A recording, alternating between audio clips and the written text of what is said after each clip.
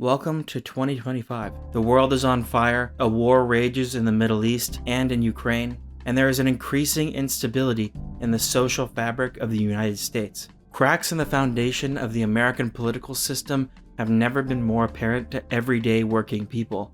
According to exit polls from the last election, only 26% of people are enthusiastic or satisfied with how things are going. Compare that to the 72% who are dissatisfied or angry. And why wouldn't they feel that way? 78% of people in America live paycheck to paycheck. Goods and services that cost $100 in 2020 now cost $120. Rent is 30% higher.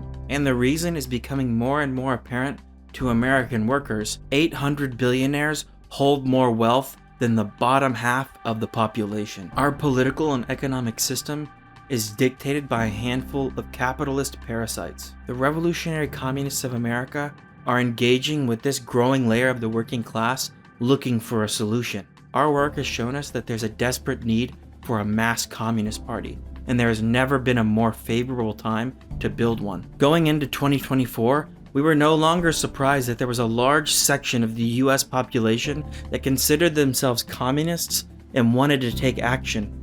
Polls had indicated that to us in the summer of 2023. 20% of 18 to 24-year-olds considered communism their ideal economic system, or that around a quarter of Gen Z and millennials had favorable views of communism, and even more that had favorable views of Marxism. Hundreds and hundreds of these messages are coming in, and this is the sentiment of an entire segment of society that has emerged only in the last few years. I am ready to take action and be part of the revolution. I want to see a revolution within my lifetime, and I would like to feel like I contributed. I want to get involved because this seems to be the only worthwhile way to prevent further genocide and climate catastrophe. Been watching the world since George Floyd's death in 2020. Tired of just watching without helping. I'm sick of sitting around and watching the world burn and watching human beings struggle at the hands of some greedy capitalists. The world is burning, and the people burning it have names and addresses and more money than most third world countries can even dream of. I want to join the communists for the better of humanity. I hate capitalism with every fiber in my being. There has never been an effective fighting force in the US that is able to organize and direct this revolutionary energy. To change that, we set out to organize this growing communist layer behind the banner of the Revolutionary Communists of America. We announced the creation of our new party on February 25th, 2024. It's a special generation, a golden layer of revolutionary communists that is a product of history. And we've started to recruit a special kind of comrade that brings with them into our ranks a burning desire to fight, a readiness to act. We need to become the organized expression of that layer, the embodiment of that generation and its communist aspirations. We have to provide it with the outlet that it's seeking. This country, the United States of America, the land of McCarthy, the land of the Red Scare, the belly of the beast of world imperialism, the so-called superpower of world capitalism, has produced tens of thousands of revolutionary communists who are ready to fight. We will step forward and build the party that we need. That's why the Central Committee has arrived at the unanimous decision to found a new party across the US, a genuine party of action.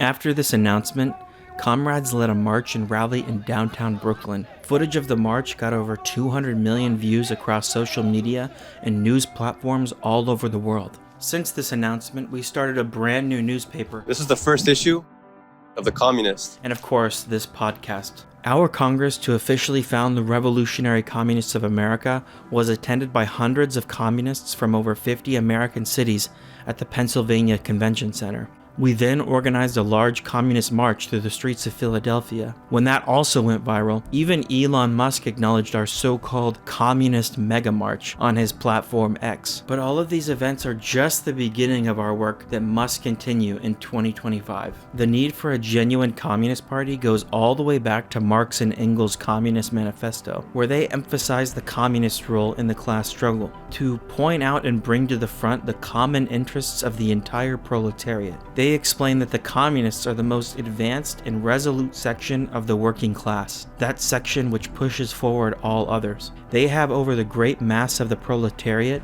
the advantage of clearly understanding the line of march, the conditions, and the ultimate results of the proletarian movement. The tasks of the communists were further developed by Lenin in 1901, saying that the immediate task of our party is to call for the formation of a revolutionary organization capable of uniting all forces and guiding the movement in actual practice and not in name alone.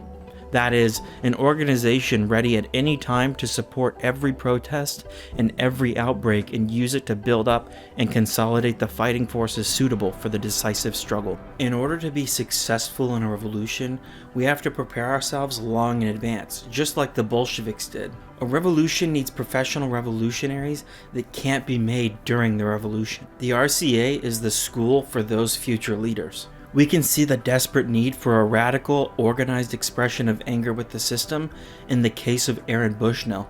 The day we launched the RCA in February, this young active duty member of the US Air Force set himself on fire outside the Israeli embassy in Washington in protest against US imperialism's role in the genocidal war on Gaza. At the time we said, what is needed is organization and a clear revolutionary program to expropriate the capitalists and carry through a communist revolution. Only this can turn rage and despair into revolutionary hope and a force that will change society. Losing people like Aaron Bushnell to despair is not something that we can accept. They have to have a party. It isn't surprising that many people resonated with Aaron and understood his action. Following his self-immolation and for the entirety of 2024, we saw the continued ruthless slaughter of Palestinians by the Israeli state. At the time of recording, there is a ceasefire agreement that potentially puts a pause on the war, but that doesn't take back the 50,000 people that have been killed, the 1,600 families wiped off the civil registry, the 17,841 children that have been killed, 1,068 medics killed, 202 journalists killed, and 109,274 people that have been injured, while almost all of the hospitals in Gaza are out of commission due to the bombings. Neither did the so-called democracies across the world accept any protest to this massacre. Students across the country and the world followed the example of students at Columbia University in New York with the encampment movement. When pleading and deal-making with the students failed, these liberal institutions sent the militarized hordes of police on to the peaceful protesters. They were brutally repressed with state violence and slandered by the mass media. Our comrades were involved throughout the movement, offering a revolutionary program to push the movement forward. So Colombia, yes, must divest from Israeli companies. But also, what needs to be done to end this genocide is, like we've been saying for hours on end, is one solution, revolution. In order to have that, we must globalize the Intifada. Even though a ceasefire could be in sight, the plight of the Palestinians is not over. Many people will still die as a result of the sheer destruction of Gaza. A return to a ceasefire only means that the Israeli state can go back to dictating the lives of Palestinians. As individuals just asking and protesting for change, we cannot combat US imperialism. To quote again what we wrote in February, what is needed now is an organized expression to collect all of this rage into a powerful, invincible force, a revolutionary party that can challenge and overthrow this rotten capitalist system. Along with the slaughter in Gaza, the through-line event for us in 2024 was also the US presidential election. Both American political parties are complicit in supporting Israel's slaughter, and the economic deterioration of the working class has eroded any confidence in the political establishment. Mortgage rates have reached their highest level in 20 years, and home prices have risen to record levels. No cities have rent prices affordable for minimum wage workers. Auto and health insurance premiums have also skyrocketed, and some homeowners are even dropping their home insurance. Is it a surprise then that millions of Americans hate both the Democrats and the Republicans? 69% of registered voters believe that the United States political and economic system needs major changes or needs to be torn down entirely. 64% of 18 to 30-year-olds agree that America is in decline, and 48% say it doesn't matter who wins elections, nothing changes. To address the massive rejection of both parties in the US in the absence of any alternative, we launched the Class War 2024 campaign. The campaign was a declaration of war on both parties of the ruling class, and a call for class independence. The recognition that neither the Democrats nor the Republicans can genuinely defend or advance the interests of the working class, and that we have to fight to create a mass party of our own. The aim of this campaign was to connect to this mood against the two parties and to equip the communist generation with the tools that it needs to sink roots in every workplace, campus, and neighborhood. For all the Democrats' hard work in ignoring the discontent of Americans and painting Donald Trump as the second coming of Hitler, we are now staring down the barrel of the next Trump presidency. His victory represented a no-confidence vote in the status quo. The so-called liberal center is falling from power across the world. France's government has collapsed twice in the last year, Germany's government collapsed late last year, and most recently the resignation of Justin Trudeau in Canada signaled the impotency of liberalism. Arch-reactionary right-wing populists have been the biggest beneficiaries of this process. In the absence of a class-independent left-wing alternative in America, Donald Trump was the only candidate criticizing the status quo, and he promises big changes once he gets into office. We have yet to see how this happens exactly, but we do know that his promises to make America great again will ring hollow. U.S. imperialism is in decline. Protectionism, isolationism, and intensifying ambitions to consolidate more U.S. territories are all expressions of desperation. He's recently alluded to a takeover of Greenland, the Panama Canal, and even saying Canada and Mexico should be the next U.S. states. You don't even need binoculars. You look outside, you have China ships all over the place. You have Russian ships all over the place. We're not letting that happen. We're not letting it happen. And if Denmark wants to get to a conclusion, but nobody knows if they even have any right, title, or interest. The people are going to probably vote for independence or to come into the United States. But if they did do that, then I would tariff Denmark at a very high level. But his attempt to build a great American fortress to shore up American capitalism will fail. America no longer has the same influence on the world as they used to. What could any captain do after the Titanic hit the iceberg? Whether it's Trump or Biden or anyone else, capitalism is a sinking ship. It's in decline, and you're not going to be able to stop that by working within the system. The enthusiasm for tariffs that his supporters have will evaporate once they see that it does nothing except for raise prices and fragment supply chains. His presidency will only accelerate the growing mood of anger and class discontent in American workers who are already fed up with both parties and how our society works. This brings us back to the central problem. With all this discontent, where can it go? Without organization, we will continue to see desperate attempts to do something, anything, about this broken system. The assassination of healthcare CEO Brian Thompson is another example.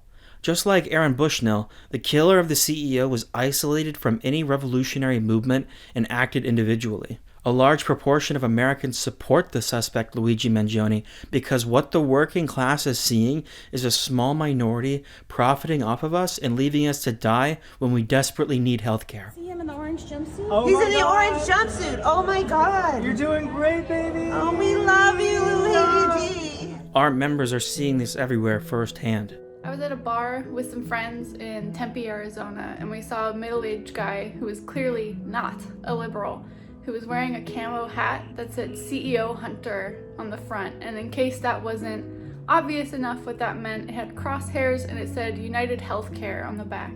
I saw two guys protesting on one of the main intersections. They were holding up signs that said Free Luigi, healthcare is a human right, socialized medicine for all, and I thought, wow, this is pretty incredible. So I parked my car, I got out, and I joined them. And it turned out that they were two friends, two coworkers, actually, and this was their first ever time that they had done anything political, and they said that they saw that there were no protests around this, and that this was something that they cared about, and we ended up having a great conversation. I held up one of their signs with them. Last month, on my way home for the holidays, I got off the subway and ended up behind a group of kids talking about Luigi. I overheard one of them say to his friend, "Hey, as you hear they're going to give Luigi the death penalty." And so I jumped right in and I said, "You guys support Luigi?" And they responded enthusiastically. They said, "Of course we do." And we ended up talking about private health insurance, CEOs, all of these issues, how expensive everything is, how in debt people are, all of these issues. And I made the point of saying, look, what if instead of killing one CEO, we took the companies out of the hands of all of them? And they enthusiastically agreed. One of them very eloquently said, yeah, this Luigi thing is cool, but it's really kind of futile. And we then proceeded to discuss the rest of world politics, really everything. Syria, Palestine, Russia, Putin, Joe Biden, Trump, immigration, homelessness, all of these things. And that was when I finally learned that the people I were talking to, 3 of them were 14 years old, and 1 of them was 10.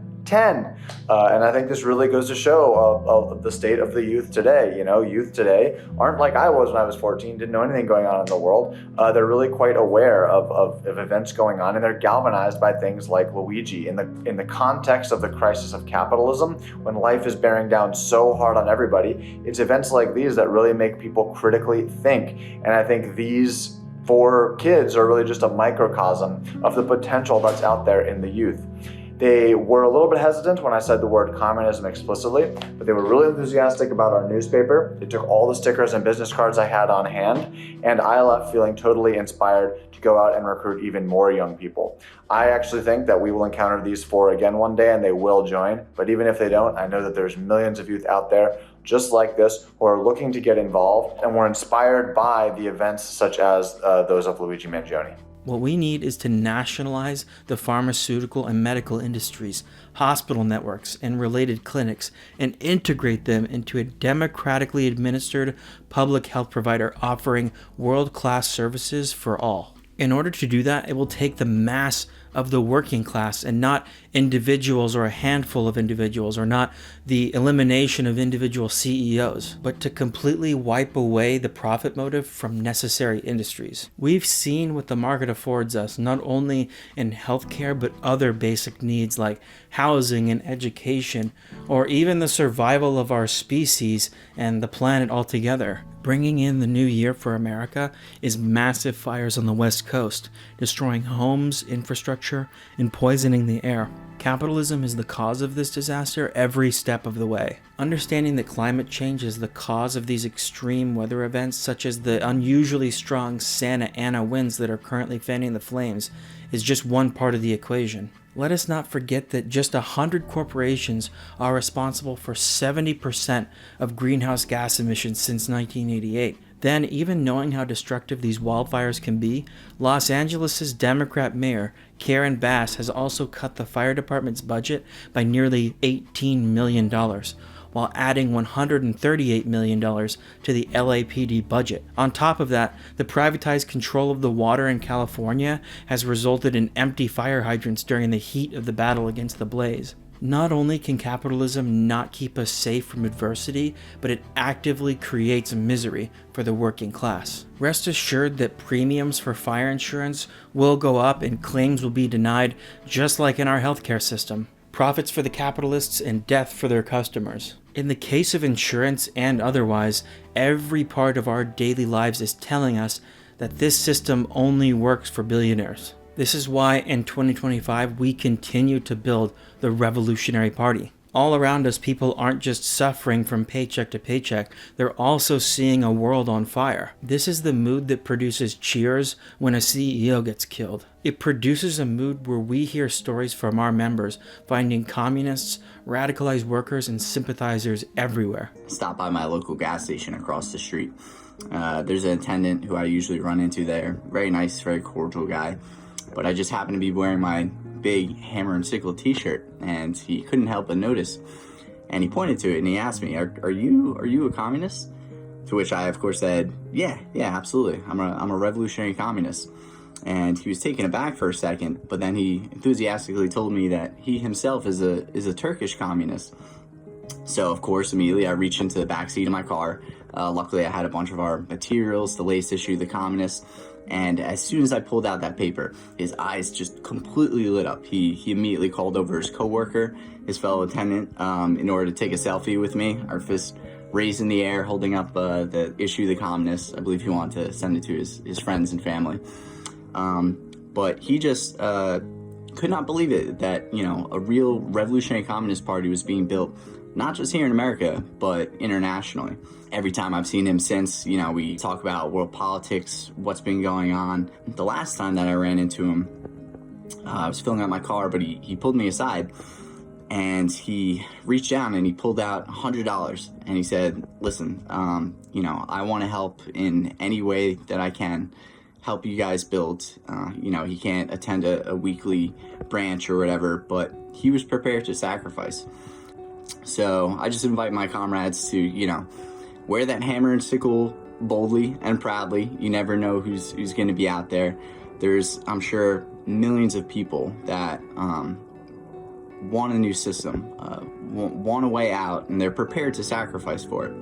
And with the task we have set ahead of us, this is no small feat we're trying to accomplish. So we're going to need all the help we can get. But yeah, go out there and meet more communists, comrades. Recently, I was closing with a couple of my coworkers, and the student strike for Palestine had just started in Canada. And I was telling them how these thousands of students have done more for Palestine than any of our politicians in the past year and a half since the genocide started. And we were talking about how they're totally silent on all of the other issues that we care about, like the climate crisis and education and housing. And I told them, here's one example. We have more homes than homeless people right now. We can eradicate homelessness basically overnight, but it's totally impossible under capitalism. And my coworker's exasperated. She's like, why can't we just have communism? Why can't we just do that? And we were just talking the rest of the night about workers' democracy and how that could run society more efficiently. And so she bought a copy of The Communist. She told her boyfriend to join the party. And my other coworker, who was more skeptical, he said, I'm not a communist yet. Just give me some time. People are energized by our paper even when we have it just sitting out on a table. The reason for their energy towards the paper is that in it, we are explaining what is wrong with the world and that a better world is possible. That we are right to be angry with the system. The politicians and the media can try to gaslight us, but the facts don't lie. We can afford to create a society that is based on human need rather than profit. We don't have to only imagine a world where we can get healthcare free at the point of service for ourselves, our children, and our elders. Humans produce enough wealth for this to be possible today. It is possible for everyone to have a job that pays them well without having to spend more than 20 hours a week at work. We can have the best possible education for all, tailored to our individual interests and abilities. We can start to repair the damage of climate change and to protect people from the extreme weather events which are unfortunately inevitable at this point. All of this is possible, but in order to fight for that world, we have to build a revolutionary party. There are thousands of revolutionary communists in the US ready to organize and fight for revolution. If you are a communist and you are committed to the overthrow of capitalism in our lifetime, then the Revolutionary Communists of America is your party.